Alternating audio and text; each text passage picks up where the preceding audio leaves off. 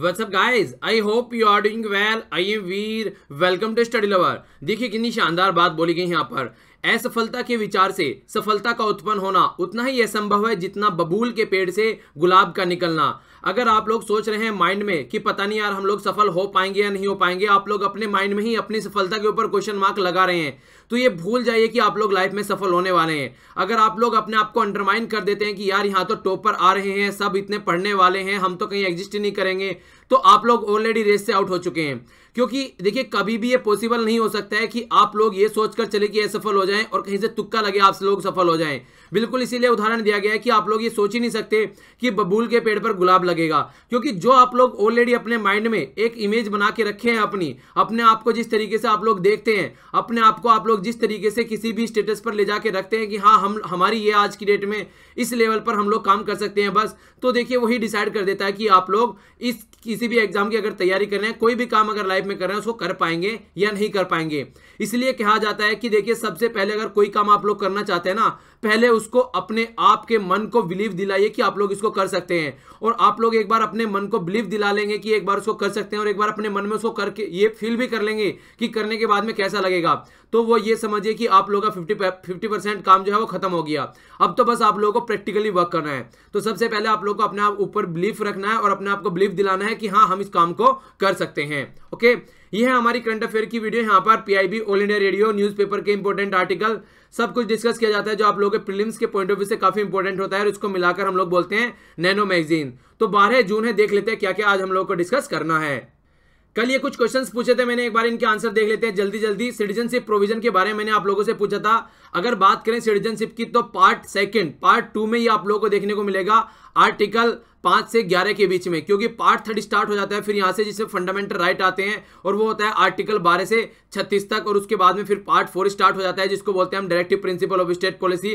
तो वो भी आप लोगों ने पॉलिटी वगैरह में देख लिया होंगे चीजें, तो ये आप लोगों को पता होना चाहिए क्योंकि काफी न्यूज में है। जब से बात आ रही है सिटीजनशिप में अमेंडमेंट बिल के बारे में बात की जा रही है, तो तब से लेकर काफी न्यूज में है ये, तो आप लोगों को इसके बारे में पता होना चाहिए। ओके, नेक्स्ट बात की थी पैडमैन के बारे में। पैडमैन का जो रियल रोल प्ले किया गया है वो अक्षय कुमार के द्वारा प्ले किया गया है यहाँ पर मूवी में, पर लेकिन जो रियल पैडमैन है ये है अरुणाचलम मुरुगन। ठीक है, इनका नाम आप लोग याद रखते हैं। इन्होंने पूरा जद्दोजहद करके इस तरीके से अपना देखो लाइफ में कुछ ऐसे स्टेप उठाए गए जो कि सोसाइटी इनके अपोजिट में थी, फिर भी इन्होंने किया। पर लेकिन आज की डेट में आप लोग देख सकते हैं कि एक तरीके से क्या मुहिम चलाई जिसके बारे में कोई सोच भी नहीं सकता, कुछ ऐसा काम करके चले गए। मिनिस्ट्री ऑफ रूरल डेवलपमेंट, यहाँ पर ये है इसके आज की डेट में जो मिनिस्टर हैं वो है श्री नरेंद्र सिंह तोमर जी। ओके, अब चलते हैं आगे। तो आज हम लोग पहले फोकस देकर चलेंगे यहाँ पर इकोनॉमी वाले सेक्शन के ऊपर। देखिए इकोनॉमी से रिलेटेड मैंने कल एक वीडियो भी बनाई कि इकोनॉमी कैसे पढ़ें। यहाँ पर डिटेल में मैंने बताया अगर यूपीएससी की तैयारी कर रहे हैं तो आप लोग उसको कैसे पढ़ें, और अगर आप लोग एसएससी या दूसरे एग्जाम्स की तैयारी कर रहे हैं तो उसको कैसे पढ़ें। इस वीडियो को आप लोग देख सकते हैं, वीडियो के जस्ट नीचे आप लोगों को लिंक मिल जाएगा, या फिर आप लोग वीडियो जब खत्म हो जाएगी तो स्क्रीन पर लास्ट में लिंक आ जाएगा, वहां पर क्लिक कर भी आप लोग जाकर देख सकते हैं जैसे आप लोगों को सुटेबल लगे। ओके, आइए देखते हैं क्या क्या आज हम लोग को इसके तहत डिस्कस करना है। पर लेकिन आगे बढ़ने से पहले आप लोग ये क्वेश्चन देख लीजिए, क्वेश्चन का आंसर जरूर दीजिएगा। अब आर्टिकल पढ़ाऊंगा तो आप लोगों की समझ में आ जाएगा। What is the role of foreign direct investment, जिसको हम लोग एफडीआई बोलते हैं, इंडियन इकोनॉमी। हमारी इकोनॉमी में क्या रोल है फॉरेन डायरेक्ट इन्वेस्टमेंट का, ये आप लोगों को बताना है। आर्टिकल डिस्कस करेंगे, बहुत सारी इंफॉर्मेशन आप लोगों को वहां से मिलने वाली है, कुछ आप लोग अपने साइड से भी देखिएगा, सर्च कीजिएगा, आंसर जरूर लिखिए। अगर आप लोग ये लिखेंगे तो आप लोग एसए की तैयारी कर रहे हैं, अगर एसएससी और बैंकिंग के लिए या फिर यूपीएससी की तैयारी कर रहे हैं तो बहुत आप लोगों को फायदा पहुंचाने वाला है। देख लेते हैं आप थोड़ा इसके बारे में, एफडीआई के बारे में। ये माना जा रहा है कि 2017 और 18 का जो डेटा निकल कर आया है अभी उसके हिसाब से हम लोगों को 61.96 बिलियन एफडीआई मिली है। तो देखिए एफडीआई होती है बहुत बड़ा रोल प्ले करती है किसी भी कंट्री के डेवलपमेंट के लिए। Department of industrial policy and promotion DIPP के सेक्रेटरी रमेश अभिषेक के द्वारा ये बात बताई गई कि इंडिया ने जो अब की बार यहाँ पर फॉरेन डायरेक्ट इन्वेस्टमेंट जो हमको मिला है वो 3% ज्यादा है अगर हम लोग लास्ट ईयर के साथ में कंपेयर करें। तो देखिए इतना परसेंटेज कितना ज्यादा है ये कोई नहीं पूछने वाला है। हाँ, ये जरूर पूछेगा कि लास्ट ईयर के साथ में इंक्रीज हुआ है या डिक्रीज हुआ है, तो ये क्वेश्चन आप लोगों के लिए जरूर बन सकता है। ठीक है, तो ये जरूर आप लोग याद रखिएगा कि अब की बार लास्ट ईयर के कंपेयर में इंक्रीज हुआ है। ठीक है, गवर्नमेंट जो भी पॉलिसीज इंप्लीमेंट करती है तो ये बहुत बड़ा रोल प्ले करता है जब बात आती है पैसे की। हमारी कंट्री में अगर कोई एफडीआई लेके आता है तो उससे कई सारे सेक्टर्स में बहुत बड़ा रोल प्ले होता है। ओके, इसके अलावा जो लास्ट ईयर का एफडीआई था ये था 60 बिलियन, ठीक है, अब की बार है 61.96, लगभग आप लोगों को देखने को मिलेगा 2 बिलियन के करीब अब की बार ज्यादा है। अगर बात करें यहाँ पर फॉरेन फ्लो की जो हमारी कंट्री में हो रहा है लगभग लास्ट 4 साल से, मतलब जब से मोदी गवर्नमेंट आई है तब से आप लोगों को देखने को मिलेगा, पहले ये लगभग 152 बिलियन हुआ करता था, पर लेकिन अब हो गया ये 222.75, तो लगभग आप लोगों को देखने को मिलेगा 222 बिलियन हो गया है। तो काफी अच्छा इजाफा आप लोग इसको बोल सकते हैं। फायदा किन किन सेक्टर में होता है, देखिए अगर किसी तरीके से एफडीआई आ रही है तो आप लोग डिफेंस में मेडिकल, इसके अलावा medical device, construction, retail, civil aviation, अलग अलग एरिया में आप लोग इसका फायदा उठा सकते हैं।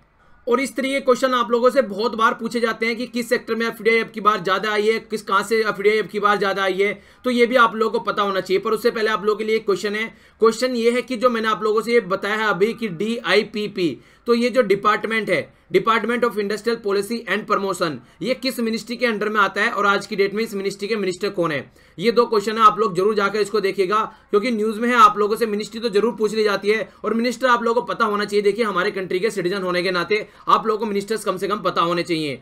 तो एफडीआई की जैसे मैंने आप लोगों को बताया कि ये medical devices, construction sector, retail और सिविल एविएशन में इसका यूज किया जा रहा है। इसके अलावा मैक्सिमम एफडीआई किस सेक्टर में आ रही है, service sector, computer software, hardware, telecommunication, construction, trading and automobile. तो देखिए ये वाले सेक्टर ऐसे हैं जिसमें सबसे ज्यादा एफडीआई आ रही है, मतलब बाहर की कंट्री सबसे ज्यादा इन्वेस्टमेंट जो आगे कर रही है इन सेक्टर्स में आगे कर रही है, जिससे कि हमारी इकोनॉमी बहुत शानदार तरीके से आगे बढ़ती है। और सबसे बड़ा काम क्या होता है अगर कहीं से एफडीआई आती है, देखिए कोई सा सेक्टर अगर बढ़ता है ना तो बढ़ने के साथ साथ में आप लोगों को देखने को मिलेगा एम्प्लॉयमेंट जनरेशन होता है, लोगों के पास में पैसा आता है, पैसा आने के साथ में लोगों की जो परचेजिंग पावर है वो बढ़ती है, मतलब लोग बाग ज्यादा खरीद सकते हैं एक सामान को, और जैसे लोग बाग ज्यादा सामान खरीदेंगे तो हमारी कंट्री में मैन्युफैक्चरिंग एक्टिविटी ज्यादा बढ़ेगी। जैसे ही मैन्युफैक्चरिंग एक्टिविटी ज्यादा बढ़ेगी तो एक तरीके से आप लोग को देखने को मिलेगा हमारी जीडीपी बढ़ती हुई नजर आएगी।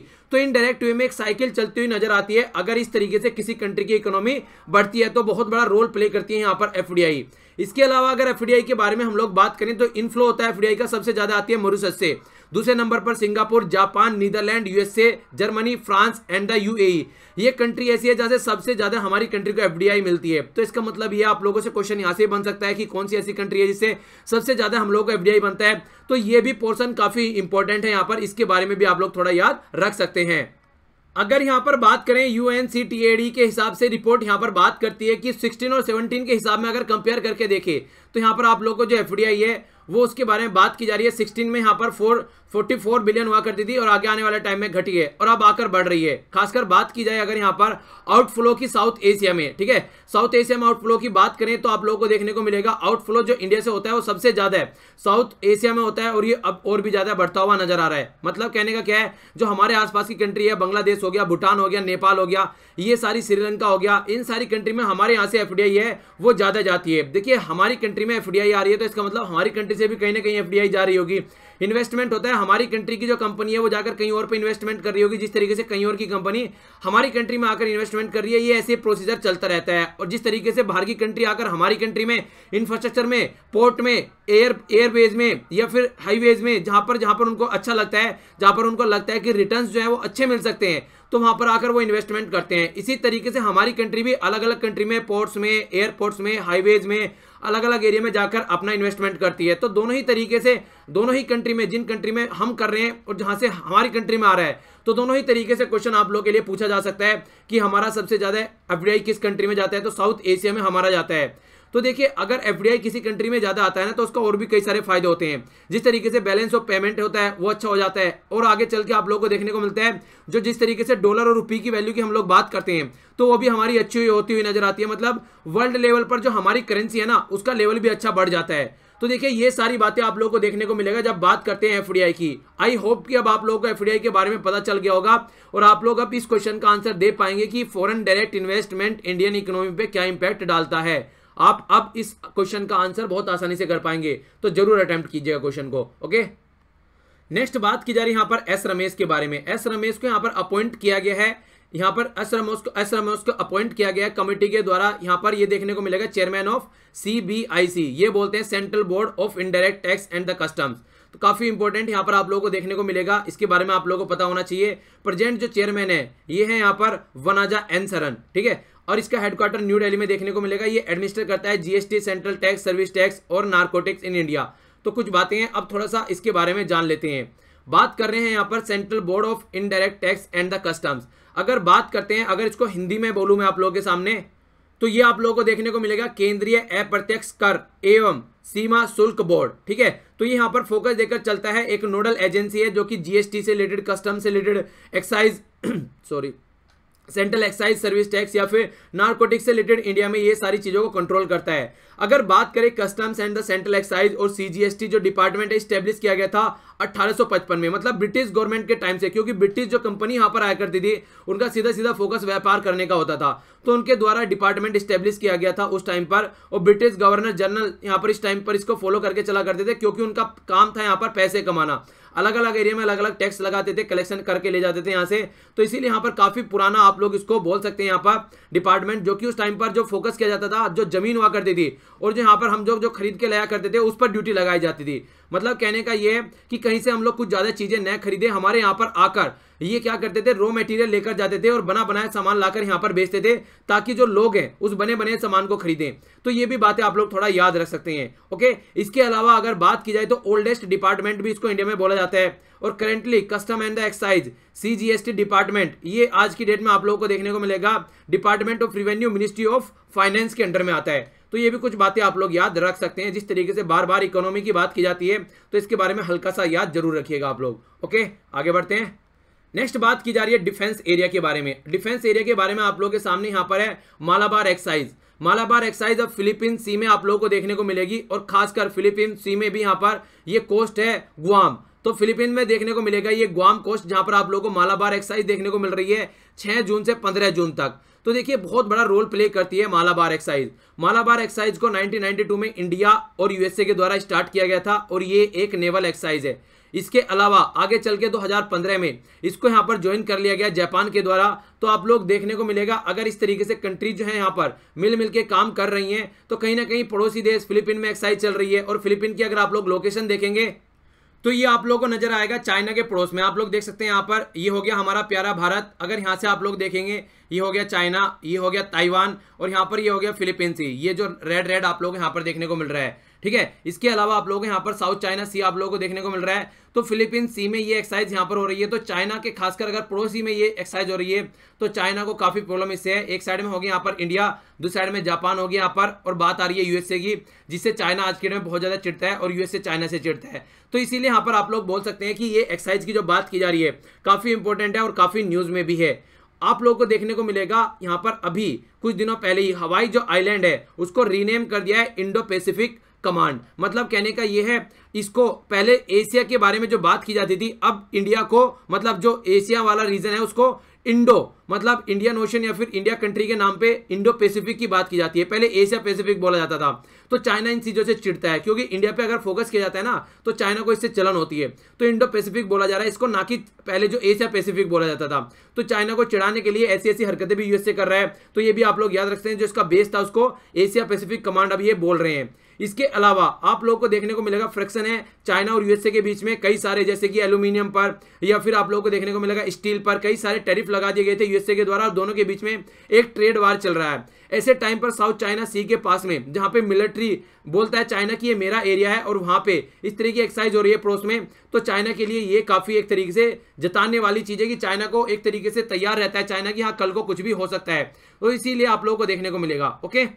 मालाबार एक्सरसाइज की बात करें अगर यहाँ पर, तो ये स्टार्ट की गई थी 1992 में, जापान ने इसको ज्वाइन किया यहाँ पर 2015 में। और ये जो आप लोग बात कर रहे हैं ना, जो आप लोगों को देखने को मिल रहा है गुआम, ये कोस्ट देखने को मिल रहा है, ये पहले यहाँ पर हुआ करता था किसके अंडर में, यूएसए के कंट्रोल, वो जापान के कंट्रोल में। फिर वर्ल्ड वार सेकंड में ये यूएसए ने यहाँ से छीन लिया इनसे, ओके। और आज की डेट में ये यूएसए के कंट्रोल में है, ठीक है। मतलब आज के डेट में है तो फिलीपींस में, पर यहाँ पर आप लोगों को देखने को मिलेगा ये छीन लिया गया था जापान से, क्योंकि जापान ने बहुत बड़ा रोल प्ले किया था during world war. World war में आप लोगों को देखने को मिला कितनी सारी चीजें हुई थी। उस टाइम पर हिरोशिमा नागासाकी पर बॉम्ब भी गिराए गए थे, ठीक है, वो भी आप लोगों ने सुना होगा कई बार। अच्छा, यहाँ पर जो बॉम्ब गिराए गए थे उनको जाकर पढ़िएगा थोड़ा, उनका नाम आप लोग देखेगा, बड़े इंटरेस्टिंग नाम है आप लोगों को देखने को मिलेंगे वहां पर।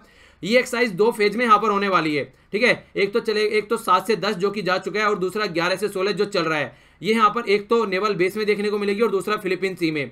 तो हल्का सा आप लोगों को इसके बारे में आइडिया होना चाहिए क्योंकि काफी इंपॉर्टेंट ये एक्सरसाइज है आप लोगों के सामने। ओके, आगे बढ़ते हैं।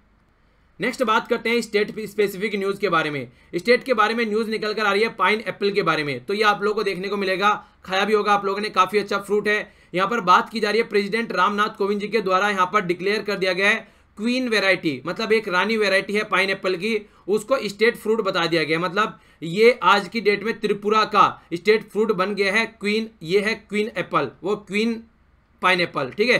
तो ये आप लोग देख सकते हैं, यहाँ पर पिक्चर में भी है। तो यहाँ पर जो कलर है ये येलोइश कलर आप लोगों को देखने को मिलेगा, जो ये वैरायटी है गोल्डन कलर आप लोग बोल सकते हैं यहाँ पर। तो इसको यहाँ पर बताया गया है कि ये वर्ल्ड की सबसे शानदार वैरायटी है अगर बात करें पाइन एप्पल की। और यहाँ पर ये मैक्सिमम जो फ्रूट है ये यहाँ पर जो हार्वेस्ट किया जाता है ये त्रिपुरा वाले रीजन में ही हार्वेस्ट किया जाता है, मतलब जो खेती की जाती है यहीं पर ही की जाती है। और खासकर जब फोकस दिया जाता है इसका जो कलर का, ये आप लोगों को मई से और जुलाई में यहाँ पर इसका कलर यहाँ पर अवेलेबल होगा जो चेंज होता हुआ नजर आता है। एक तो ये बात हो गई। दूसरा बात की जाती है जियोग्राफिकल इंडिकेशन। ये क्या होता है, किसी पर्टिकुलर एरिया की कोई चीज फेमस होती है। आप लोगों ने सुना होगा बनारस की साड़ी, आगरा का पेठा, रसगुल्ला के ऊपर लड़ाई चल रही थी अभी कुछ दिनों पहले उड़ीसा की और वेस्ट बंगाल की। तो इस तरीके से जियोग्राफिकल इंडिकेशन आप लोगों को देखने को मिलता है। आप लोगों से पहले भी क्वेश्चन पूछ चुका हूं, फिर से पूछता हूं, आप लोगों को याद रहना चाहिए आप लोगों के एरिया में कौन सा ऐसा आप लोगों का जियोग्राफिकल इंडिकेशन है। नीचे कमेंट बॉक्स में बताइए, अपना स्टेट का नाम लिखिएगा, उसके सामने आप लोगों का जीआई टैग किस चीज को मिला हुआ है आपके एरिया में, और आप लोग आगे बताइएगा, ठीक है ना। मतलब डिस्ट्रिक्ट के लेवल पर आप लोग इसको देख सकते हैं जाकर। डिस्ट्रिक्ट में भी आप लोगों को देखने को मिलेगा, आप लोगों के पर्टिकुलर डिस्ट्रिक्ट में भी चीजें कई सारी फेमस होंगी। तो आप लोगों को बताना है कि कौन कौन सी चीजें जो फेमस 2-2, 3-3, 4-4 चीजें कई सारी देखने को मिलेगी। वैसे 1-2 का नाम बताइएगा आप लोग जो कि बहुत फेमस है, ठीक है। त्रिपुरा वर्ल्ड में सबसे, अगर कंट्री की बात करें, त्रिपुरा सबसे ज्यादा पाइनएप्पल यहां पर उगाता हुआ नजर आता है। तो ये भी क्वेश्चन आप लोगों से बन सकता है। तो ये कुछ बातें हैं जो आप लोगों के माइंड में बिल्कुल क्लियर होनी चाहिए अगर बात आती है यहाँ पर, ऐसे क्वेश्चन पूछ लिए जाते हैं। और खासकर क्वीन ये वैरायटी है पाइनएप्पल की, जिसको स्टेट फ्रूट बोला गया है त्रिपुरा का, ये भी इंपॉर्टेंट थोड़ा हो जाता है, ठीक है। और ज्योग्राफिकल इंडिकेशन का जो दर्जा दिया गया था 2015 में दिया गया था इसको। ओके, आगे चलते हैं। नेक्स्ट आर्टिकल है यहाँ पर केरला के किसान के द्वारा यहाँ पर एक गिनीज वर्ल्ड रिकॉर्ड बनाया गया है, जिसमें इसने किसान ने क्या किया है, करी जो ट्री होता है यहाँ पर उसके सैंपल्स डिस्ट्रीब्यूट किए हैं। यहाँ पर लगभग 4914 सैंपल डिस्ट्रीब्यूट किए गए हैं ऑर्गेनिक करी ट्री के, ठीक है। एक ट्री होता है जिसके यहाँ पर डिस्ट्रीब्यूशन किया गया है। पहले जो ये रिकॉर्ड था गुरु नानक दरबार गुरुद्वारा जो दुबई में है उसके नाम था पहले रिकॉर्ड, उसने 2083 मतलब 2083 सैंपल डिस्ट्रीब्यूट किए थे अलग अलग वेराइटी के पर। लेकिन अब जो है उसको यहाँ पर बीट करके यहाँ पर ये अब आगे हैं यहाँ पर, ये आप लोगों को देखने को मिलेगा जो केरला के किसान है।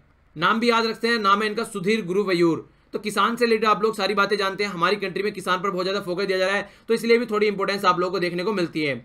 अचीव किया गया है यहाँ पर ये, क्योंकि जो हमारी कंट्री में प्रोग्राम चल रहा है वर्ल्ड इन्वायरमेंट डे हमारी कंट्री में सेलिब्रेट किया गया, क्योंकि हमारी कंट्री अब की बार होस्ट थी, तो उसी का ये प्रोग्राम था जो सेलिब्रेशन यहाँ पर चल रहा था, जिसके तहत ये काम किया गया है। अब की बार की वर्ल्ड इन्वायरमेंट डे की थीम क्या थी, डिटेल में आप लोगों को डिस्कस किया था, नीचे कमेंट बॉक्स में जरूर बताइएगा। और जो कि ये जो यहाँ पर बात की जा रही है इसकी, तो ये वैरायटी स्टेट में पाई जा रही है साउथ इंडिया में, तो काफी फेमस आप लोग इसको बोल सकते हैं यहाँ पर। इसलिए भी यहाँ पर थोड़ा इंपॉर्टेंस है कि आप लोगों से क्वेश्चन भी डायरेक्ट पूछा जा सकता है कि जो करी ट्री है सबसे ज्यादा किस वाले एरिया में यहाँ पर आज के डेट में देखने को मिलता है। कई सारे स्टेट्स का ये आप लोगों को देखने को मिलेगा कि ट्री के रूप में इसको रखा जाता है वहां पर, ठीक है। तो कुछ बातें हैं जो आप लोगों को पता होना चाहिए। देखिए वर्ल्ड इन्वायरमेंट डे 5 जून को सेलिब्रेट किया जाता है, तो इसकी थीम जरूर बताइएगा आप लोग। आगे बढ़ते हैं।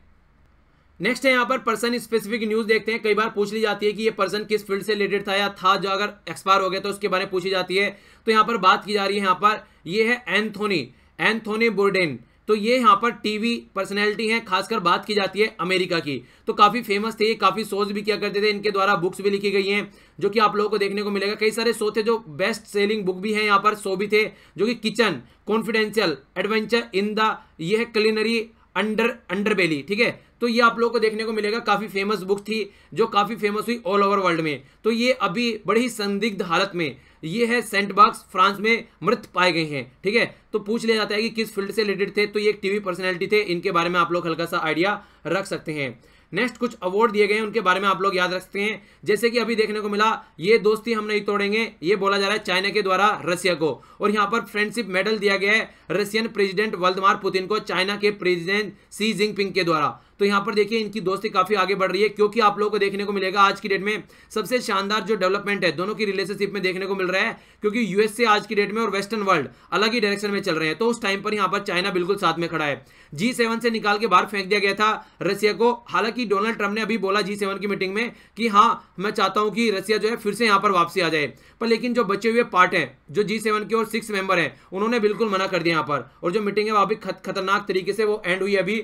तो देखिए यहाँ पर ये स्टेट का जो ऑनर है चाइना के द्वारा जो ये दिया गया है यहाँ पर कहीं ना कहीं दिखाता है कि किस तरीके से चाइना और यहाँ पर रसिया आगे आने वाले टाइम में मिलकर आगे बढ़ने वाले हैं।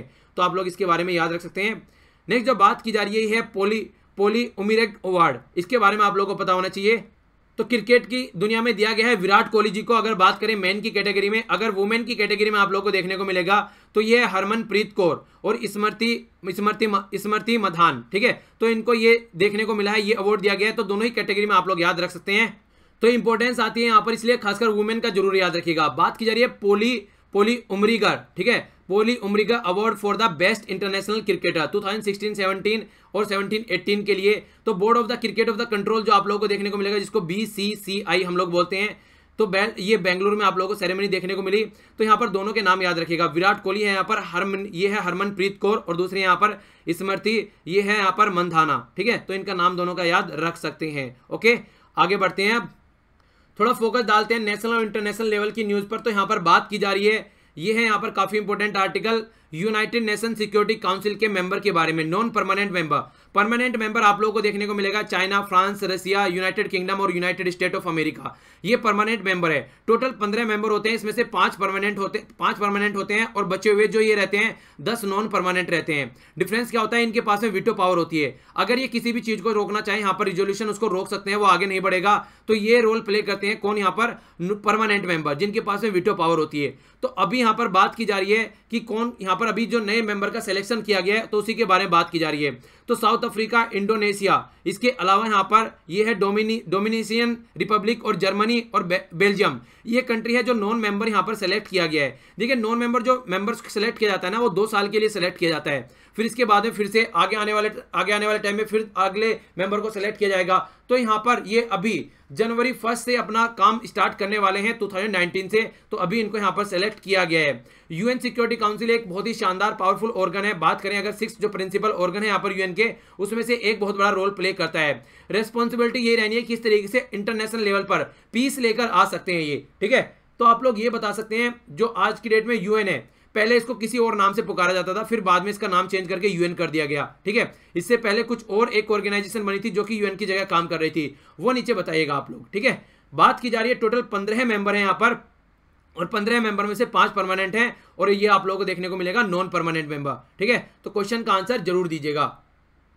नेक्स्ट आप लोगों के लिए मैंने बोला था रिवीजन का पोर्शन है, और ये रिवीजन का पोर्शन आप लोगों को ये भी याद दिलाता रहेगा कि आप लोग कितनी अच्छी पढ़ाई कर रहे हैं, ठीक है। तो मैंने आप लोगों से पूछा था, तो आप लोगों ने बोला कि इसको डालिया कीजिए। 5 से 6 न्यूज आप लोगों को डेली देखने को मिला करेगी, जो कि हम लोगों ने लास्ट मंथ में डिस्कस की थी, ठीक है। तो एक हम लोगों ने डिस्कस की थी union ministry human resource and development के बारे में। इसके द्वारा लॉन्च किया गया था, ये था यहाँ पर समग्र शिक्षा स्कीम, जिसके तहत इंप्रूव करने की बात की गई थी क्वालिटी ऑफ एजुकेशन। तो उसको बढ़ाने के लिए यहाँ पर किसके द्वारा, ह्यूमन मिनिस्ट्री।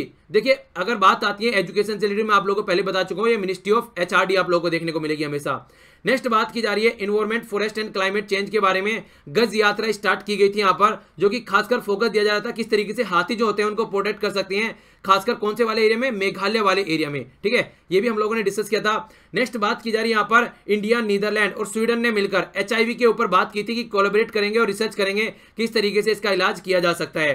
नेक्स्ट हम लोगों ने बात की थी आसियान इंडियन फिल्म फेस्टिवल के बारे में, जो कि मिनिस्ट्री ऑफ एक्सटर्नल अफेयर के द्वारा सेलिब्रेट किया गया था, ये न्यू दिल्ली में। तो ये भी काफी इंपॉर्टेंट है, खासकर फ्रेंडशिप की बात की गई थी दोनों के बीच में फिल्म इंडस्ट्रीज के तहत। BN श्री कृष्णा के बारे में हम लोगों ने डिस्कस किया था। तो अभी हाई लेवल कमेटी देखने को मिली डेटा प्रोटेक्शन के बारे में। हमारी कंट्री में डेटा प्रोटेक्शन की बात की जाती है, तो आप लोगों के लिए क्वेश्चन है, और ये आपकी बार के प्रीलिम्स में भी था, ठीक है। तो इसलिए भी इंपॉर्टेंट है, ये बताइएगा कि कौन से आर्टिकल के तहत आता है प्राइवेसी फंडामेंटल राइट है, ये आप लोगों को बताना है। तो ये फ्यूचर गवर्नेंस किस तरीके से हम लोग लेकर चल सकते हैं, खासकर डेटा प्रोटेक्शन की जो बात की जाती है, उसके लिए ये कमेटी थी यहाँ पर। और देखिए क्वेश्चन का आंसर जरूर दिया कीजिए, और सारे क्वेश्चन का आंसर एक जगह देना है आप लोगों को। ऐसा नहीं है कि एक का कहीं दे दिया दूसरे का कहीं दे दिया, लिख के एक जगह पोस्ट कीजिए, ताकि ताकि मुझे पता चले कि हाँ आप लोग बिल्कुल एक तरीके से आप लोग उसको अपनी डायरी में भी लिख सकते हैं यार, आप लोगों को फायदा पहुंचाने वाला है बहुत ज्यादा। तो थोड़ा सा डेडिकेटेड होकर आप लोगों को ये फॉलो करके चलना है। नेक्स्ट आप लोगों के सामने है, ये रिवीजन करना है आप लोगों को। लेक्चर है यहाँ पर 5वां, जो कि पॉलिटिकल हम लोग रिवीजन चल रहा है यहाँ पर। तो कमेटी है कॉन्स्टिट्यूएंट असेंबली के बारे में डिस्कस किया जा रहा है। ड्राफ्टिंग कमेटी क्या होती है डिटेल में डिस्कस किया गया है। तो हमारे यहाँ मेकिंग ऑफ कॉन्स्टिट्यूशन चल रहा है। लेक्चर का लिंक आप लोगों को यहाँ पर भी मिल जाएगा और यहाँ पर भी मिल जाएगा, जहां पर भी आप लोगों को सुटेबल लगे जाकर देख सकते हैं। वीडियो के नीचे सारे लिंक आप लोगों को मिल जाएंगे। तो एक बार देख लेते हैं क्या क्या आज हम लोगों ने डिस्कस किया। तो फर्स्ट हम लोगों ने यहाँ पर जो क्वेश्चंस थे उनका आंसर आप लोगों को देखने को मिला। इसके अलावा हम लोगों ने यहाँ पर डिस्कस किया। नेक्स्ट है यहाँ पर एफडीआई के बारे में डिटेल में हम लोगों ने जाना। आप लोगों को पता होना चाहिए अब की बार एफडीआई बढ़ गई है लास्ट ईयर के कंपेयर में। इसके अलावा आप लोगों को यहाँ पर क्वेश्चन भी निकल कर आया जिसका आंसर आप लोगों को देना है। नेक्स्ट हम लोगों ने यहाँ पर जाना किसके बारे में, डिपार्टमेंट के बारे में जिसका नाम है board of indirect tax and the custom. तो एस रमेश यहाँ पर अब नए चेयरमैन इसके बनने जा रहे हैं। तो डिटेल में हम लोगों ने इसको देखा। नेक्स्ट हम लोगों ने डिपार्टमेंट के बारे में जाना। नेक्स्ट हम लोगों ने देखा यहाँ पर मालाबार एक्साइज के बारे में, किस तरीके से फिलिपीन वाले एरिया में आप लोगों को देखने को मिल रही है। इसके अलावा नेक्स्ट जो था यहाँ हमने देखा गिनीज वर्ल्ड रिकॉर्ड के बारे में। केरला के किसान ने यहाँ पर रिकॉर्ड बना दिया है पेड़ डिस्ट्रीब्यूट करके। इसके अलावा हम लोगों ने पाइन एप्पल के बारे में जाना। स्टेट फ्रूट बना दिया गया है पाइन एप्पल को। त्रिपुरा का इंपॉर्टेंट है, पता होना चाहिए। टीवी पर्सनैलिटी मर गई है, ये पास अवे हो गई है, तो इनके बारे में आप लोगों को पता होना चाहिए किस फील्ड से रिलेटेड है। नेक्स्ट आप लोग यहाँ पर देखने को मिला फ्रेंडशिप मेडल इन चाइना और रशिया के बीच में। नेक्स्ट आप लोगों के सामने यहाँ पर आया ये अवार्ड दिया गया विराट कोहली को, और एक साइड में दूसरी साइड में ये है हरमनप्रीत कौर जो कि वुमेन कैटेगरी में है, और यहाँ पर श्रीमती मधाना। तो दोनों के नाम आप लोग याद रखते हैं। ये उमरीगर अवार्ड, पोली उमरीगर अवार्ड, तो इसके बारे में हल्का सा आप लोग का आइडिया होना चाहिए। नेक्स्ट आप लोगों के सामने ये था नॉन परमानेंट मेंबर के बारे में। हम लोगों ने डिटेल में जाना कि कौन कौन परमानेंट होता है, कौन कौन नॉन परमानेंट होता है। इसके अलावा आप लोगों को ये रिवीजन देखने को मिला, आप लोगों को थोड़ा सा आइडिया इसके बारे में होना चाहिए। और ये हो गया हमारा पॉलिटिकल रिवीजन का। और बाकी आप लोगों को शाम को मिलता है क्वेश्चन की वीडियो, जरूर देखा कीजिए और अटेम्प्ट किया कीजिए क्वेश्चन, ताकि आप लोग एक अच्छी डायरेक्शन अपनी पढ़ाई को दे सकें। आज के लेक्चर में इतना ही। देखिए अगर लेक्चर पसंद आया तो लाइक कीजिए, नहीं पाया तो डिसलाइक कीजिए। डिसलाइक होकर कमेंट बॉक्स में जरूर बताइए। और इसके अलावा अपने आसपास सफाई रखिए, पानी और पेड़ पौधों को सेव कीजिए। आज के लिए इतना ही। Thanks a lot for listening. Jai Hind.